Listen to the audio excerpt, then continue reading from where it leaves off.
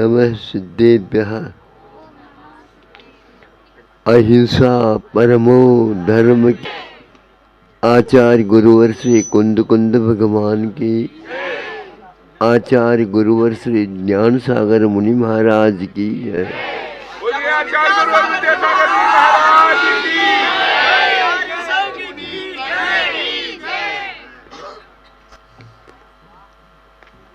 शाम को मुकाम करते हैं, वहाँ पर विद्यालय मिलता है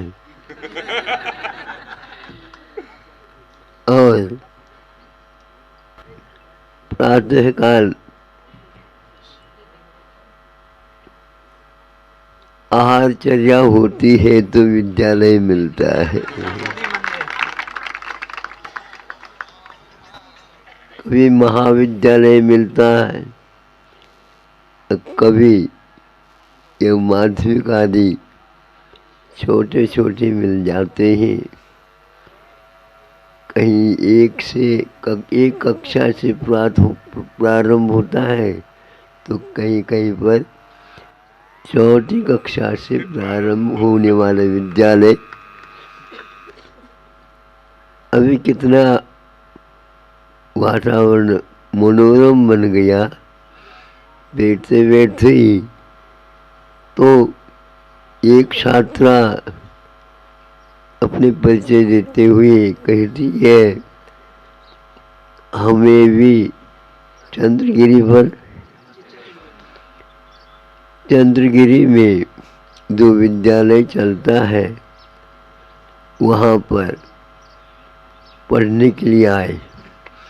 कई लोग तो अन्यत्र चले जाते हैं और यह चंद्रगिरी में चंद्रवंशी होकर के आई है।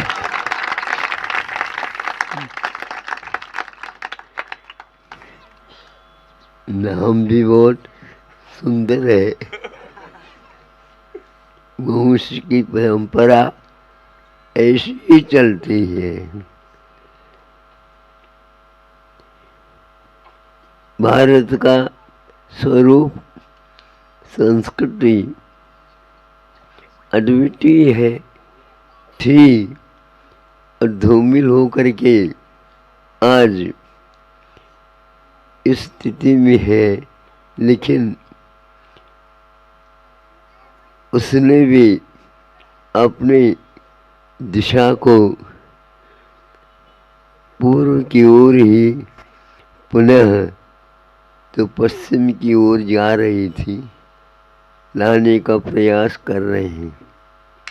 सरकार ने भी इसके लिए इस रहस्य को समझ करके सहयोग देने का एक प्रकार से आप लोगों के सामने संकल्प जैसा ले लिया है।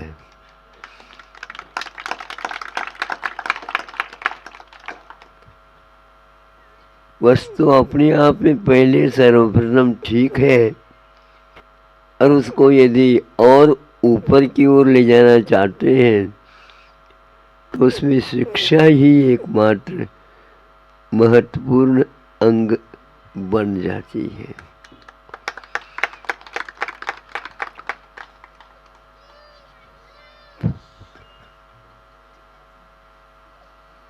शिक्षा से ही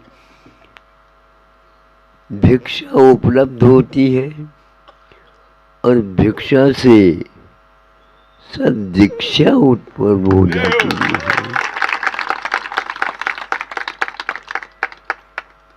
बहुत सुंदर इसकी संयोजना है।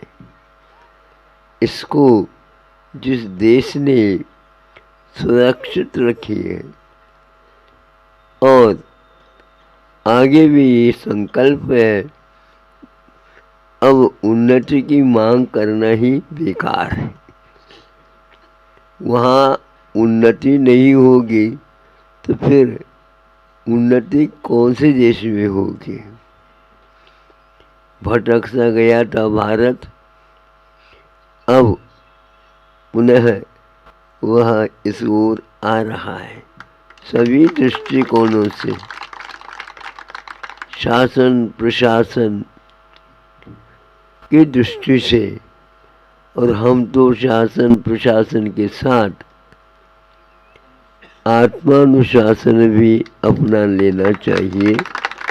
इस पक्ष के हैं जो कुछ भी उन्नति के लिए चाहता है वह आत्मोन्नति के लिए ही चाहता है।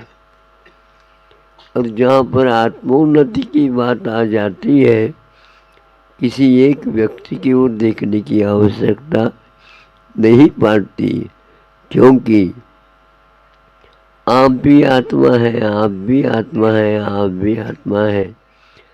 आत्मा में है तो वहाँ पर कोई भेद हो ही नहीं सकता। तो ऐसा आप लोगों का नाम जो ऊपर रखे गए हैं उसके साथ साथ भीतरी उस आत्मा का भी खबर ले लेना चाहिए। ऐसा नहीं है बेखबर ही आप जहाँ कहीं भी पहुँच जाओ। केंद्र में वह आत्म तत्व संवेदनशील होता है, वही महत्वपूर्ण होता है और वह शिक्षा के माध्यम से हमें उपलब्ध होता है, ऐसे संतों ने कहा है। तो इसी को आप अपने जीवन की साधन मान करके आगे बढ़ेंगे और अपने संतान परंपरा को भी कायम रखना है। तो यही एकमात्र मंत्र हमारे लिए सर्वोत्कृष्ट माना गया है। इसकी हम आराधना करते हैं, क्योंकि जड़ की ओर भागम भाग यह एक प्रकार से हमें कहाँ ले जाएगा पता नहीं लगता। इसलिए जड़ से चेतन की ओर हम मुड़ जाएं और जो चाह, जो सुख और शांति चाहती है उसकी प्राप्ति निश्चित रूप से इसी प्रकार की सात्विक शिक्षा पाने से ही होती है।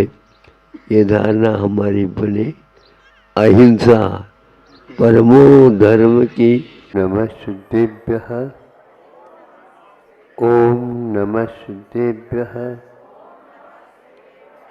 ओम नमः शुद्धेभ्यः।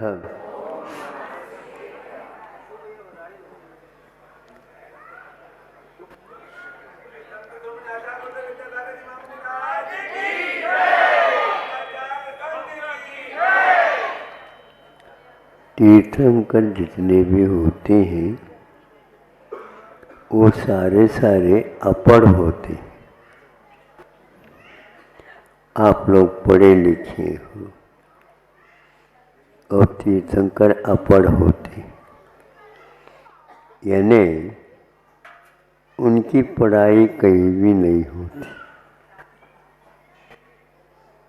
और आगे भी ऐसा ही रिकॉर्ड रहेगा। जिसको कुछ समझ में नहीं आता उसको समझाने का विधा है, विद्यालय में जाकर के करो, किंतु उन्हें उस अवस्था में रह करके अच्छे उलझी हुई समस्याओं को भी वे अपढ़ हो करके सबके समाधान दे देते हैं। बड़ा अद्भुत है यह युग। एक प्रकार से वैज्ञानिक युग माना जाता है। इसी के ऊपर उसका व्यक्तित्व निर्धारित या पहचान किया जाता है। उसकी देवों में भी कहीं सुनने में मिलता नहीं, वो भी पाठशाला या विद्यालय जाते हो। इतना अवश्य आ जाता है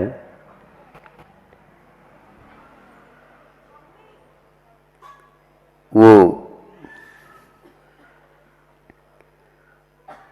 गुरु कहलाते हैं। वो स्वर्ग में ये बृहस्पति ये वार के ऊपर गुरु कहलाते हैं, लेकिन कहीं विद्यालय की स्थापना उन्होंने वहाँ पर नहीं की। इतना अवश्य है उनका विशेष क्षोभम होता होगा, इसलिए उनको बृहस्पति कह करके पुकारते हैं। और कहीं कहीं पर कवि लोग काव्यों में बृहस्पति का नाम याद करते हैं, जहाँ पर उनके लिए भी हे भगवान आपकी गुणानुवाद करने में अक्षमता हो गई। यानी वो बृहस्पति भी यदि चाहे भगवान के गुणगान पूर्ण नहीं कर सकता। ऐसा आपका व्यक्तित्व है, फिर भी आप पढ़े लिखे नहीं रहे। हाँ,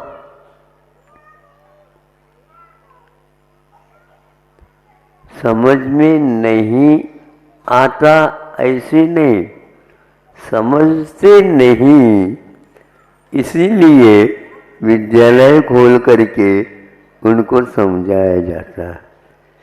और समझाने के उपरांत भी जिसको समझ में नहीं आती है, तो हम तुम जैसे में उनका समावेश हो जाता है। आप अपने आप को पढ़े लिखे मत समझो।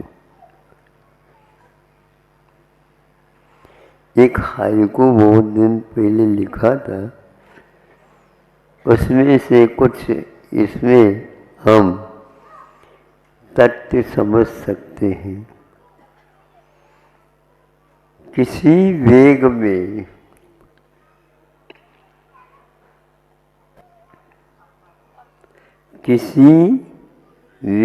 में अपढ़ हो या पढ़े, अपढ़ हो या पढ़े, किसी वेग में दोनों समान हैं।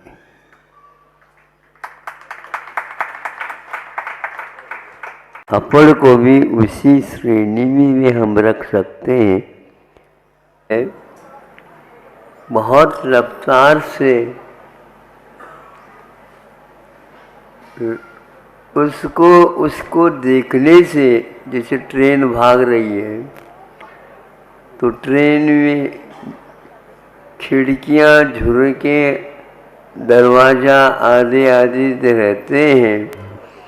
और कभी कभी कुछ लोग वहाँ पर दरवाजे में आकर के खड़े हो जाते हैं और देखते रहते हैं।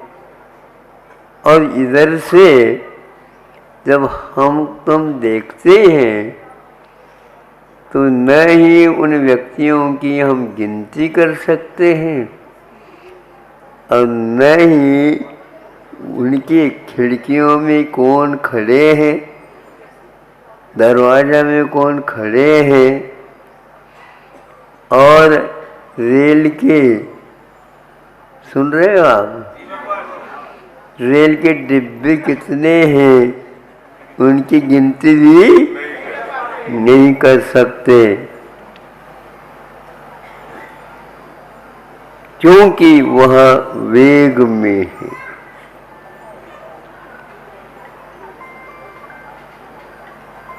तो आज का युग, आज के बच्चे, संतान, पढ़े लिखे कुछ भी हो, माता पिताओं की कोई बात सुनते नहीं है, क्योंकि वह वेग में है।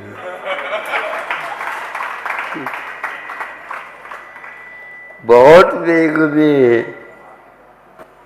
माता पिता सोचते भैया कुछ कहो नहीं तो इतने वेग में स्टेशन को भी पार करके चले न जाए। कई गाड़ियाँ कुछ स्टेशन पर रुकती हैं और कुछ गाड़ियाँ वेग होने के कारण और वहाँ से पहले से प्रबंध कर लेते। सिग्नल सिग्नल क्या बोलते हैं, वो डाल दिया जाता है तो उसको रुकने की कोई आवश्यकता।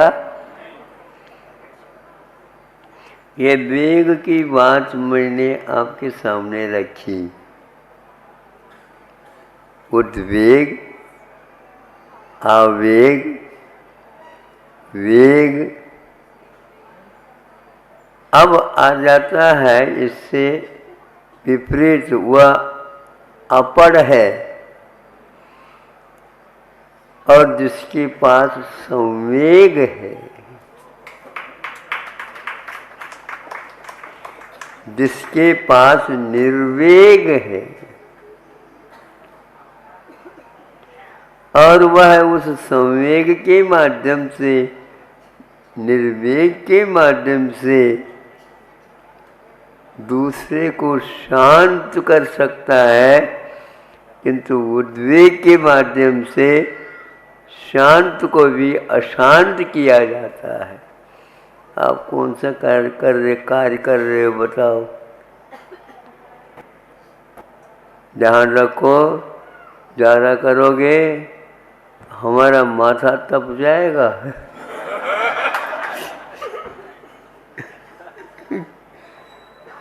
माथा तपता है।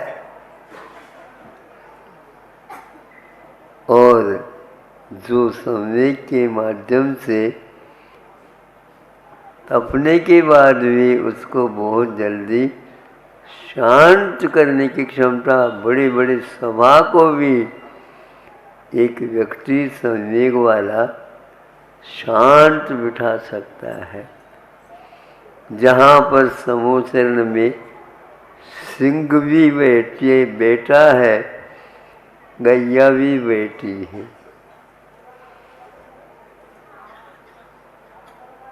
गैया की ओर सिंह देख करके खाने का भाव नहीं करता है, तो गाय भी देखती है सिंह को, और दोनों हम समान हैं, समान हैं।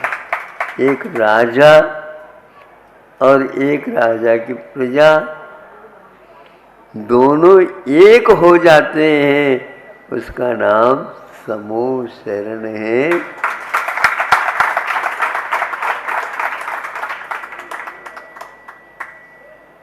हमें कुछ करना नहीं, हमें ज़्यादा कुछ पढ़ाई करना नहीं, बस वेग को देखते रहो।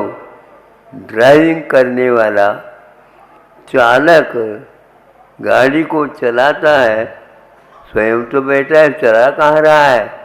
बिल्कुल गाड़ी चल नहीं रही है, भाग रही है, लेकिन इसके हाथ में संवेग आवेग का अभाव होने के कारण सारे के सारे हजारों यात्री विश्वास के साथ बैठी है। इतने वेग में कोई भी एक्सीडेंट हो जाए तो वो कैसे जाए? वह जागृत है। हमें जागृति की आवश्यकता है, हमें जागृति की आवश्यकता है, और पढ़ लिख करके हमें बैठने की हमें आवश्यकता नहीं। हमें तो शांत होने की आवश्यकता है। इसलिए जगत काय स्वभाव व संवेग वैराग्यार्थ, तो वह ज्ञान हमारे पास स्वभाव के रूप में है, किंतु उसमें नई वैराग्य फूट रहा है। विद्यालयों से आप आवेग, उद्वेग आदि आदि उसकी क्षमताओं जान सकते हो, किंतु आत्मा का स्वभाव क्या है इसके बारे में एक सेकंड भी खर्च नहीं करते आप लोग।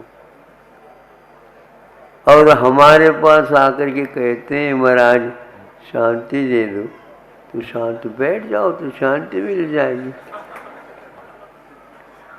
बस आपके पास महाराज इसलिए हम आए, हम बैठे नहीं। आज सिटिंग का इतना महत्व नहीं है जितना कि भागम भाग का है। इतना भागम भाग है, उसको कोई हम समझ भी नहीं सकते। तो शांत बैठता है उसको तात्कालिक उसका अनुभव होने लग जाता है। वैराग्य में खदबद नहीं होता, आवेग में वह कभी शांत बैठ ही नहीं सकता, उछलता रहता है। तो आज की विद्या उछाल सिखाती है। उछाल तो होना तो चाहिए, लेकिन एक पढ़ा लिखा होकर के उद्वेग में पड़ जाता है और अपढ़ है और वह समय की ओर आ जाता है, वह मिथ्या को घना बनाता जा रहा है और यह सम्यक दर्शन को और घना आस्था को और मजबूत बनाता चला जाता है। इसलिए ऐसे विद्यालयों की ओर तीर्थंकर और उनकी संतान आदि नहीं जाती है।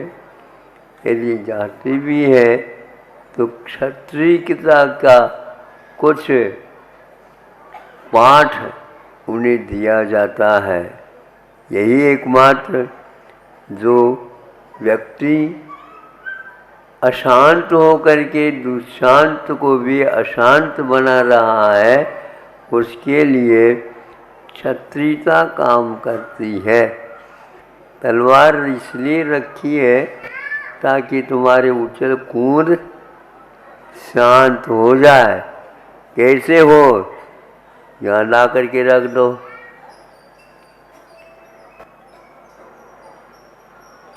आज छुप छुप करके छापा डाला जाता। बताए छापा क्या मानो? रेड है, चार रेड हो गया, वो वाइट नहीं है। आप उसको रेड रखा है इसलिए निकाल दो, रख दो। और पहले क्या करते थे? पहले से ही नियम दिलवा देते थे।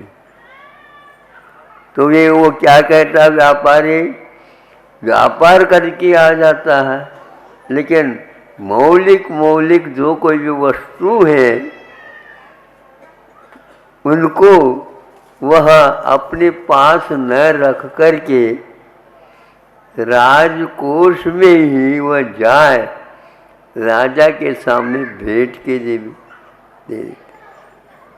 बरसों व्यापार करके आते हैं, जहाज भर करके लिए आते हैं, किंतु ये सब भगवान राजा को भी भगवान प्रभु दीनानाथ ये कह करके ये सब आपका है, तो वो चुन करके राजकोष में पहुंचा देता। राजा हीरा मोती माणिक इत्यादि को पहन तो लेता है, लेकिन पहनाव के अलग है। और राजकोष में जो रखा जाता है वहाँ पर ताला लगा दिया जाता है, लेकिन चाबी कभी भी नहीं रखता। कौन? राजा। क्योंकि उसके पास तो तलवार और ढाल रहता है, पढ़ा लिखा नहीं रहता, इसलिए अपने आप ही राजा का काम हो जाता है। उनको कहीं न्यायालय में जाने की आवश्यकता नहीं है। उनको स्वयं न्यायाधीश पद मिला है और वह क्षत्रियता को कभी नहीं छोड़ता। पर बढ़िया लोग क्षत्रियता का रहस्य नहीं समझते। सुन रहे हो?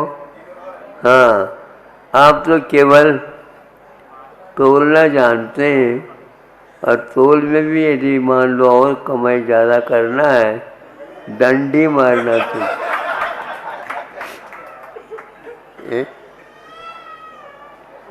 मतलब आप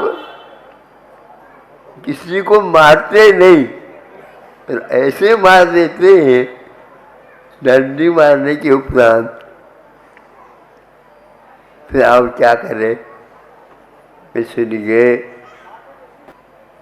सम्यक दर्शन की प्राप्ति के लिए बार बार मैं कहता हूँ, संवेग निर्वेग की आवश्यकता है, वेग को कम करने की आवश्यकता है, और शांत बैठने से ही विशुद्धि लब्धि प्राप्त हो जाती है। और विशुद्धि लब्धि के बिना सम्यक दर्शन की भूमिका बनती नहीं है। इसलिए चुप बैठो। चुप बैठो क्यों? चुप बैठने से ही ज्ञात होता है कि कौन किसका कर्ता, कौन किसका अधिकारी स्वामी, और कौन किसका भोक्ता। बच्चों को बच्चे भोजन करें तो जल्दी जल्दी न करें, इस प्रकार की बेटा धीरे धीरे खाओ ताकि पच जाए। हाँ, दांतों का काम यदि आंतों को दोगे तो दांत बहुत जल्दी गिर जाएंगे, और आंत के ऊपर ज़्यादा जोर पड़ेगा। इसलिए जो कमज़ोर व्यक्ति है उसके ऊपर ज़्यादा बर्डन भार दोगे तो कोई भी उसका आभार नहीं मान सकेगा। ये गलत बात हो रही। तो इसलिए पढ़ा लिखा भी यदि आवेग में आ रहा है उससे आप बचो। यही आर्यों के साथ संगति रखने के लिए हमें उपदेश दिया गया है। आर्य के साथ संगति रखो, आवेग वालों के साथ संगति नहीं रखो, क्योंकि उससे आपका भला कुछ भी नहीं होने वाला है। संगति अच्छी बनाए रखो। इसीलिए कहा तो वह पढ़ाई जो हो रही है और कोई संगति उसमें मिलती ही नहीं। सब विसंगतियाँ, पिताजी माँ आदि शांत है और आज युवा शक्ति अशांत है। इतनी अशांत है इसको हम कह नहीं सकते। तो स्वर्गों में भी हमेशा विशुद्धि ऊपर ऊपर बनी हुई रहती है, इसलिए उनको पाठशाला की कोई आवश्यकता नहीं होती है। और जो पढ़े लिखे होकर के इधर उधर के बातें करने वाले, उनके कारण अशांति फैल जाती है। इसके लिए रखा है जो वृत्ति बना है वह वृत्ति बनने के उपरांत शांति के साथ रहे तो उसका चारित्र ज्यों का त्यों बनाए रह सकता है। किंतु जो व्यक्ति इससे विपरीत चलता है तो वह अशांत स्वयं भी है। ऊपर ऊपर जाओ तो वेग कम रहता है, उसमें भी यदि मान लो वेग रहता है तो आचार्य कहते हैं वह उसकी कमी है। तो जो व्यक्ति शांत बैठा है सम्यक दर्शन को प्राप्त कर सकता है। जो वेग में बैठा है, पढ़ा लिखा होकर के भी उसे वह सम्यक दर्शन प्राप्त नहीं होगा। इतना ही आज का कहना है। कल का क्या पता, ये आकुलता अभी क्यों लगाए, क्या है। कल के बारे में यदि व्यक्ति शांति बनाए रखना चाहता है, कम से कम आज उसको ज़्यादा पढ़ना नहीं, बहुत पढ़ना नहीं। गुरुजी क्या कहते थे, बहुत बार पढ़ो। बहुत पढ़ना नहीं, बहुत बार पढ़ो। इसका अर्थ मैं ये समझता हूँ, द्वादशांग बहुत बार है, किंतु द्वादशांग को बहुत बार पढ़ो तो नमोकार मंत्र भी पर्याप्त है। इसलिए आप लोग वेग, उद्वेग, आवेग से बचियो, संवेग और निर्वेग के साथ अपना जीवन यापन करो। अहिंसा परमो धर्मः। ओम नमः सिद्धेभ्यः। ओम नमः सिद्धेभ्यः। ओम नमः सिद्धेभ्यः। अहिंसा परमो धर्म की आचार्य गुरुवर श्री कुंद कुंद भगवान की, आचार्य गुरुवर श्री ज्ञान सागर मुनि महाराज की,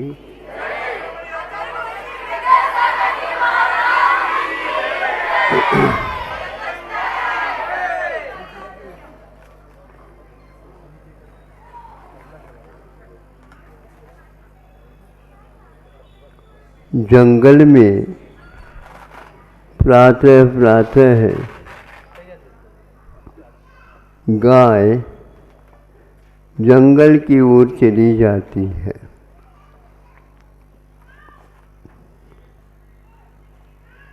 भिन्न भिन्न स्थानों में वे जाकर के जंगल के चारा, जो घास फूस है,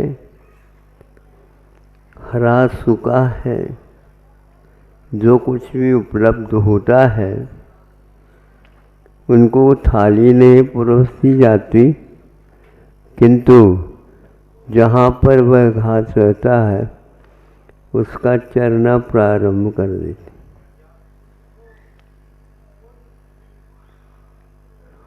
उनको किसी विद्यालय का संस्कार नहीं मिला, उनको किसी ने ये नहीं सिखाया है ये खाना नहीं चाहिए और ये खाना चाहिए।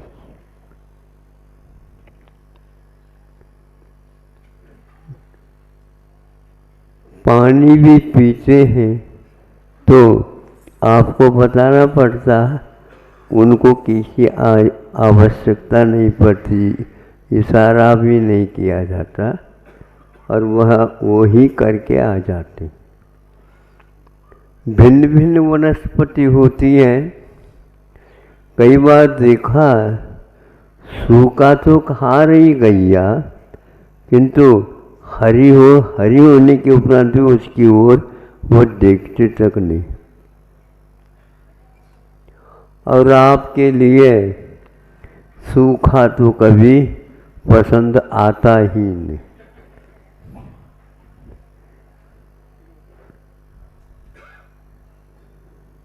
किंतु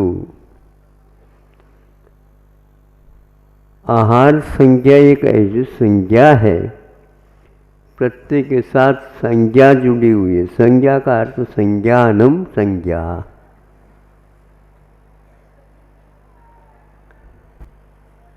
हेय और उपाधि का बोध आपको ही कराना पड़ता है, वो तो अपने आप ही कर लेते हैं।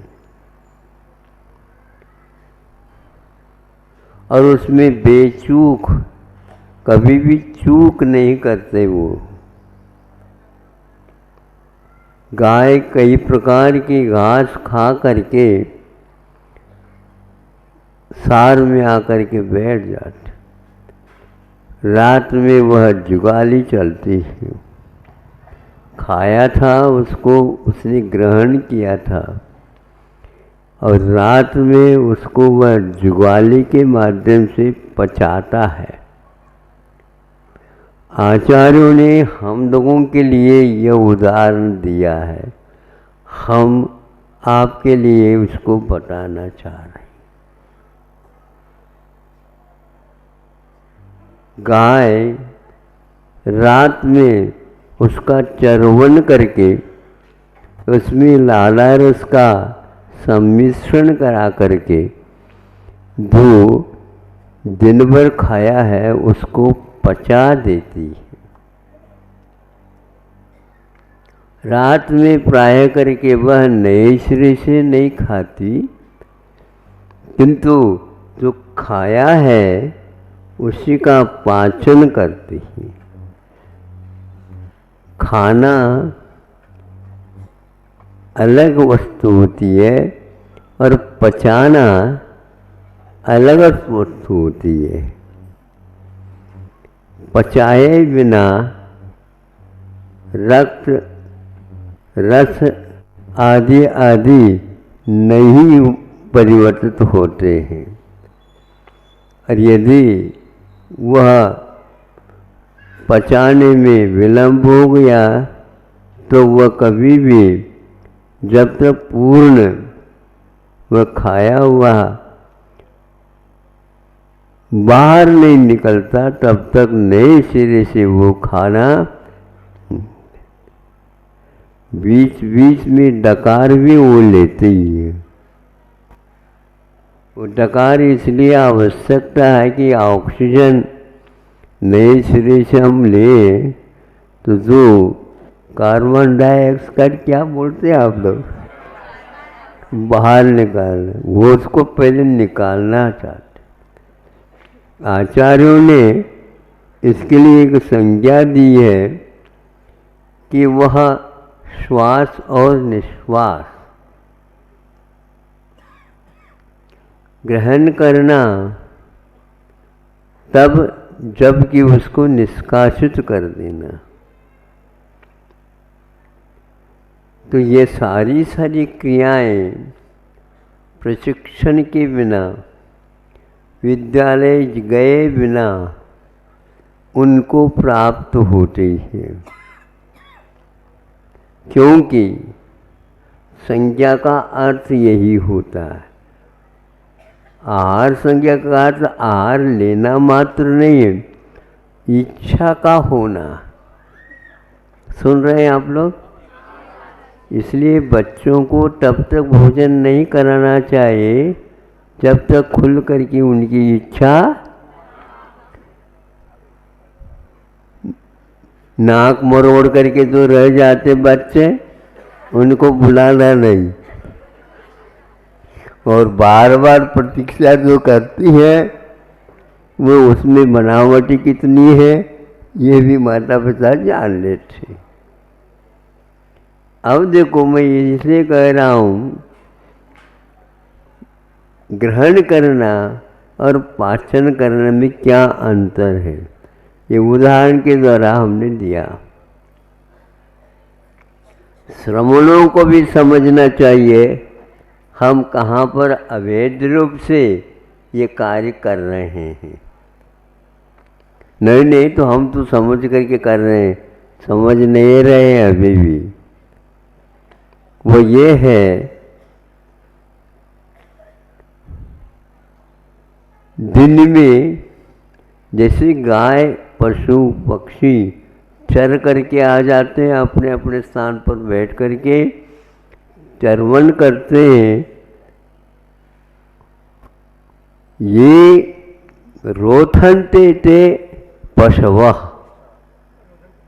हाँ, जो चरवन करता है वो पशु, और वह इसके बिना खाते हैं, उसको मृग कहा है।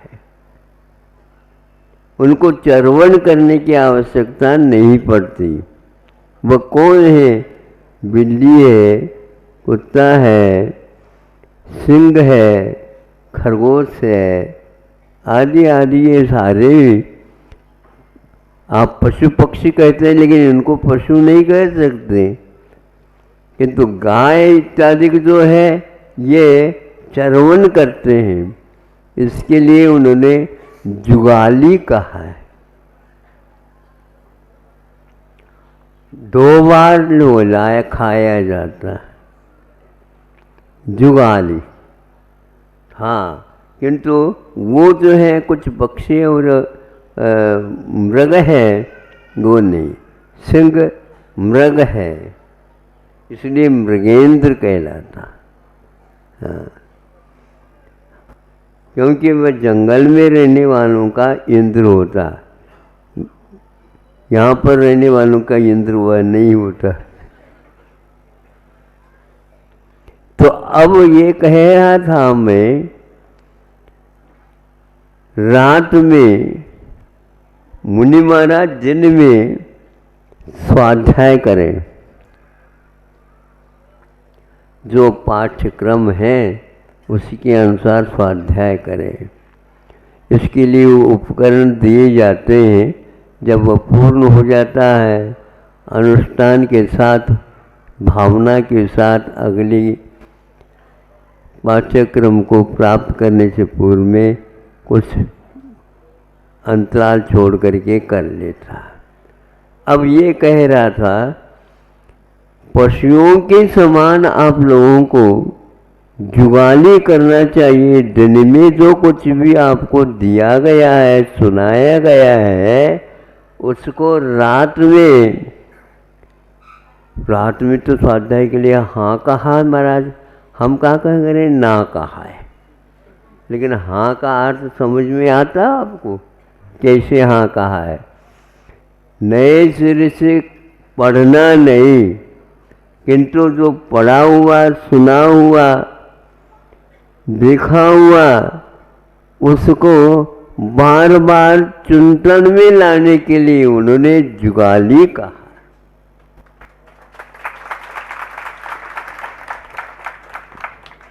ग्रंथों में लिखा हुआ ये उसको अर्थ के रूप में आप लोगों के सामने रखते समय बहुत सोच विचार करना पड़ता है।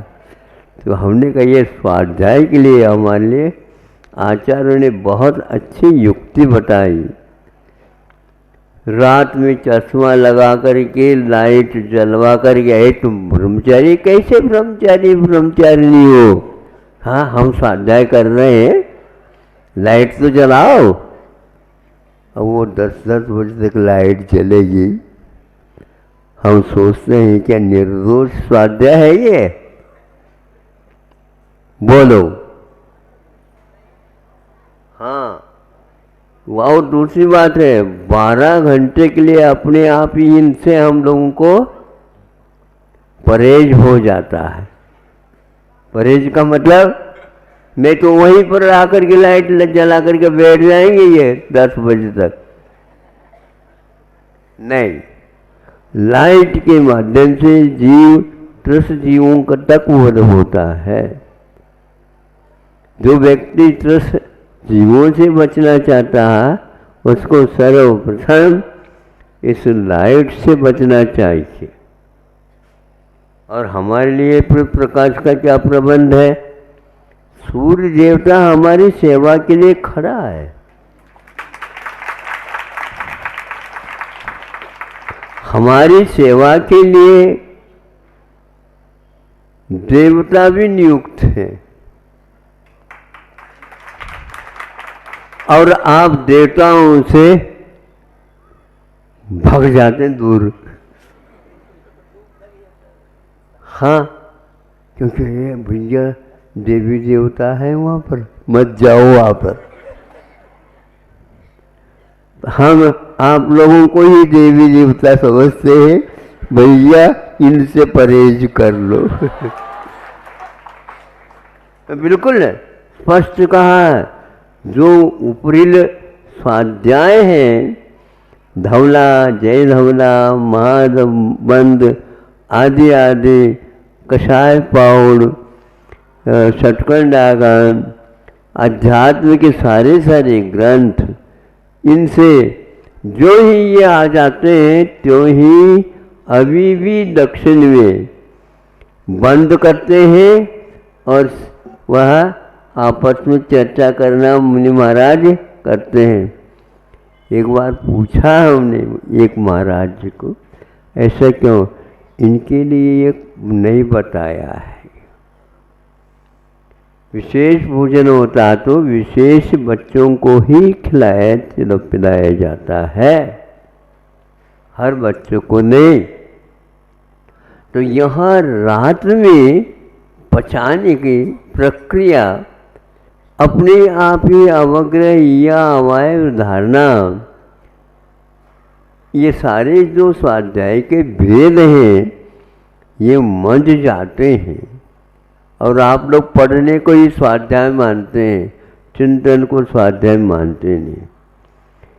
पढ़ते समय और आपका आवाज़ इत्यादि के भी बाधक होते, लेकिन फिर भी हम कर सकते हैं। चिंतन के समय पर आप लोग यदि वहाँ पर हा हुल्ला करेंगे तो फिर हम कैसे करेंगे? इसीलिए 12 घंटे आप लोगों से दूर होने का एक बहुत अच्छा अवसर हमें प्राप्त होता है। और उस समय हम दिन में जो खाया है वह रात में पचाए। जिस बच्चे के पाचन शक्ति बहुत अच्छी होती है उसको माता पिता को भी बहुत उत्साह होता, प्रसन्नता होती है कि बच्चा खा ही नहीं रहा है, पचा भी रहा है। अब बच्चे की खुराक को अनुपात से बढ़ाना है। और आप अपनी रुचि के अनुसार खाएंगे नहीं, आपको खिलाया जाएगा, बस खाते जाओ। गैया कभी ये नहीं कहते मुझे वो लाओ, मुझे वो लाओ। हाँ, जो सामने खिलाने के लिए रखा जाता है खाने के लिए तो वो उसको खा लेती है। और आवश्यकता है तो वो मुंह उठा करके देखती है, तो समझ लेते हैं कि उतना ही नपा तुला उनको रखा जाता है। हाँ, कुछ छूट गया है कि देख लो, कुछ बच गया है कि देख लो घास, तो उसी घास के पास और थोड़ा से रख देंगे, लेकिन वो घास खाते कि नहीं देख लेते। एक गाय दूध देने वाली दुधारू और एक दूध नहीं देती। दूध नहीं देती है, बुरा नहीं मानना, तो दूध देती है तो बच गया, उसको और थोड़ा सा मिला करके दूसरे के सामने रख देते हैं। उसी प्रकार हमारा भी कहना, पहले खाया है, हमने खिलाया है, अनुप्रेक्षा आमनाय धर्मोपदेश के माध्यम से पचा करके आओ। अब खाते खाते बैठे ऐसा नहीं, दूसरे को भी खिलाओ। जैसे हमने खिलाया था वैसे को वैसे खिलाना, इधर उधर की बातें नहीं करना। ये यदि नहीं करते हैं तो आपके पास बहुत बड़ी कमजोरी है, स्वाध्याय की बड़ी कमियां हैं। इसलिए ये उदाहरण योग अच्छा आ गया। छात्राएं आए बताते हैं, हाँ जल्दी क्यों आए तुमको? छात्रा आ गई, ये पर्याप्त नहीं है क्या? बस इतना ही है।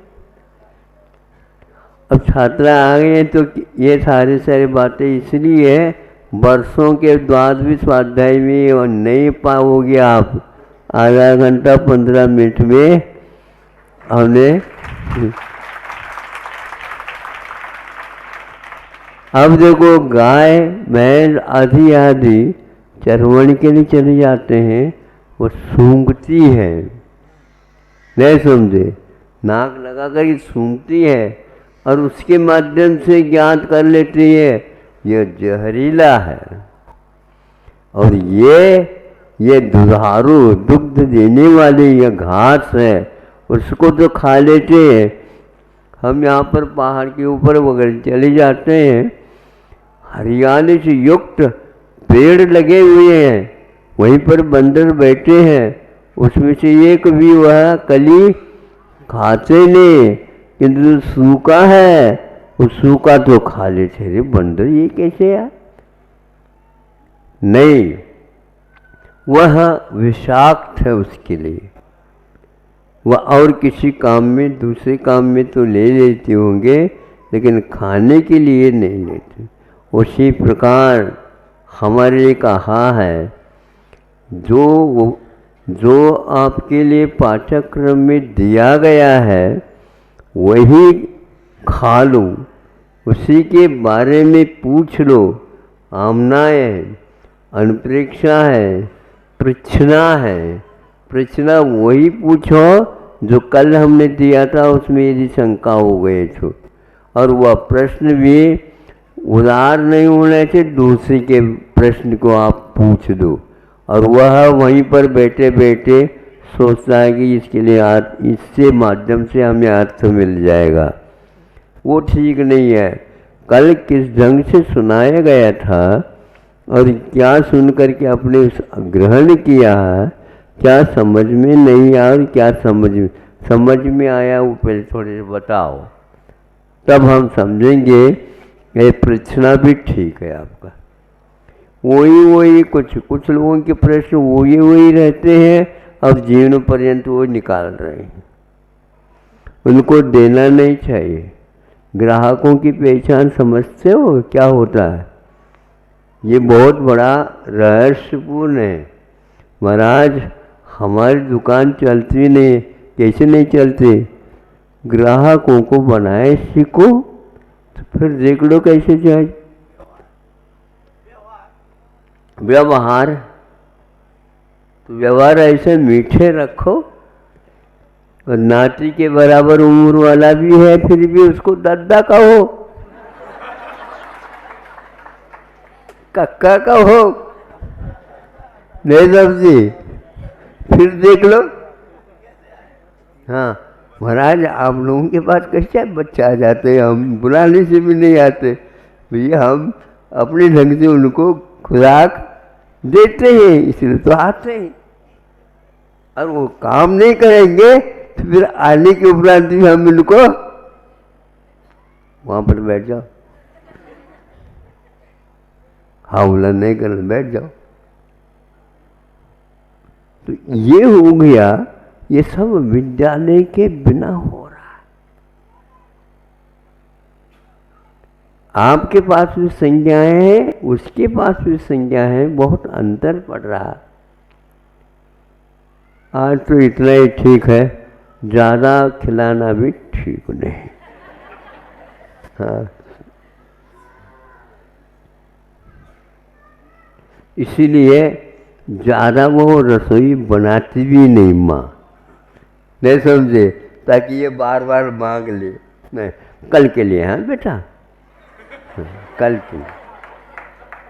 ये कल के लिए कहने से अपने आप ही कल जो है अलग चीज मिलेगी, मिले या न मिले, कहने से अपने आप ही काम भी करते हैं और समय पर। देखो, ज़्यादा खाओगे बीमार पड़ोगे, आपके लिए ही बनाया हुआ है व्यंजन, फिर वो कौन खाएगा? खाते हैं तो बीमार और पड़ जाओगे। महीनों महीनों तक कुछ बच्चों को रोटी नहीं मिलती और व्यंजन नहीं मिलते और नमक भी नहीं मिलता और मिर्च भी नहीं मिलती, फिर क्या खाएं? दवाई खाओ और क्या खाएं? गम खाओ।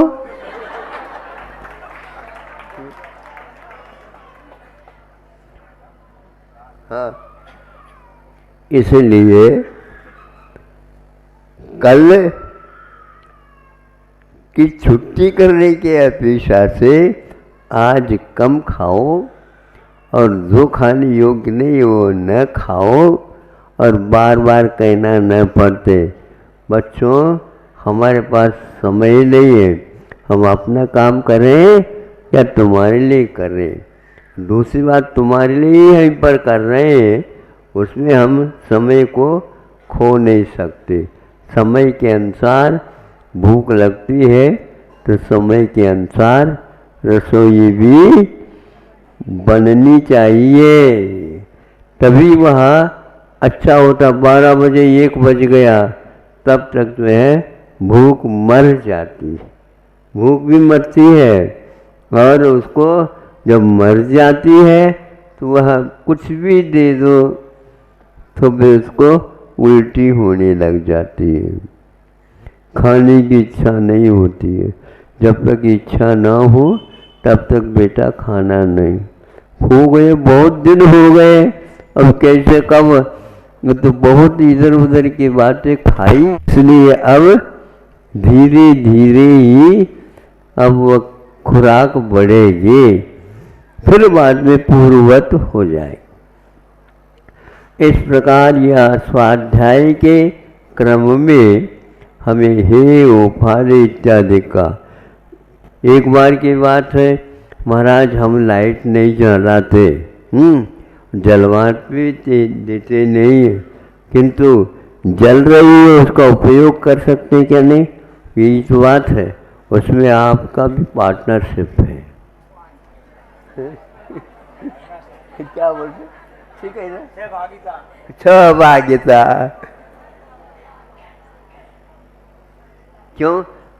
क्योंकि वहीं पर जाकर के झरोके के पास, खिड़की के पास, द्वार के पास बैठ करके तुम पढ़ने लग जाते हैं, तो उसके जो जीव जंतु उत्पन्न होते हैं, लाइट की कीड़ा भी होता है ना, हाँ, तो वो आपको दोष लगेगा। उसमें जितने वर होगा, देखो सुबह सुबह जाकर के वहाँ पर कितने बिछ जाते हैं, तो उसमें आपका भी हिस्सा अवश्य रहेगा। तो आप तो उसके त्यागी हैं क्या, नहीं। कृत कारित अनुमोदन, यह बहुत महत्वपूर्ण कारण माने जाते हैं। तो ये दो दृश्य से वर्ष ये कायसर कहा जाता है, कुछ चीटी वगैरह ये हो जाए, तो इस प्रकार जीवों के वध हो रहे हैं, और फिर भी हम तो किसी को कुछ कहते नहीं, और जो कर रहे हैं उसी को करते हैं। आप अनुमति अवश्य दे रहे हैं, आप उसको चाह रहे हैं, सूक्ष्म तत्व है, उसके परिपालन करने से बहुत लाभ भी होता है तो बहुत सारी हानि भी होती है। अपनी गति को सुधारना चाहते हो, इन 10 दोषों को याद करो। अहिंसा, परमो धर्म।